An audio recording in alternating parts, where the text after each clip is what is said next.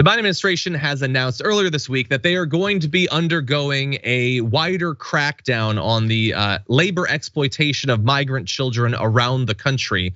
And apparently this is needed, not only because this is always a problem, but it's becoming far worse. And thankfully, the New York Times has published an investigation, which might have caused some of this reaction by the Biden administration, into how much growth of child labor we're seeing in industries across the country.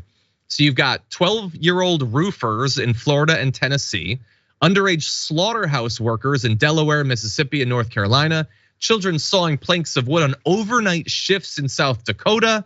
In LA, right here, children stitch Made in America tags into J. Crew shirts. They bake dinner rolls sold at Walmart and Target, processed milk used in Ben & Jerry's ice cream. Hopefully Ben & Jerry's will change their contractors, and help debone chicken sold at Whole Foods. They make Fruit of the Loom socks in Alabama. They make auto parts in Michigan used by Ford and General Motors. And this is just becoming more and more common, not only using child labor, including migrant child labor, but having them do increasingly difficult jobs for longer periods of time in conditions where accidents and injuries are becoming the norm. JR, what do you think? This is one of those things. We did this story, a similar one of these aspects that you had mentioned there last week or two, where there's the slaughterhouse scenarios where those children were being used overnight, working and cleaning up around blades and industrial equipment on floors and full-on rubber, wetsuits, and then goggles over their eyes, and then they'd go on to school.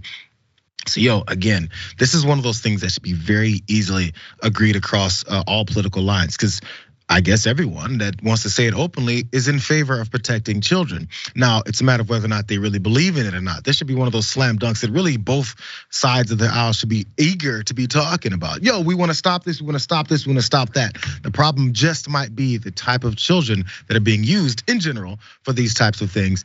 And once you start advocating for them to not be in these conditions, you might have to start considering that they're humans. And then as they grow up, that they're still humans. And then when they become adults and then their parents are around, they're all humans. And what we can't do there is acknowledge their humanity, because then the next step might have to be, well, why is it again that we treat them like they're subhuman? Why is it that we then say that they're not allowed any kind of rights, and then once they are here contributing to our society, that they get nothing for that as well too? All those things would have to be answered. So I have a feeling there's a certain segment of the population that's gonna avoid even talking about this. Yeah, 100%.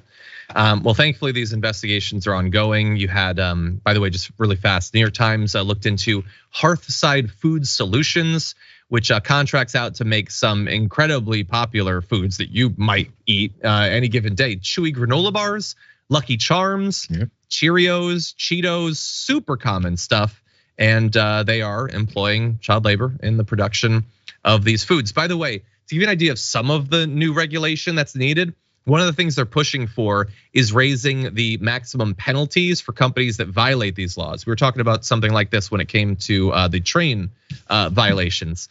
Right now, the maximum civil monetary penalty is $15,138 per child, a figure that the administration notes is not high enough to be a deterrent. Clearly it isn't, because they're doing this all over the place.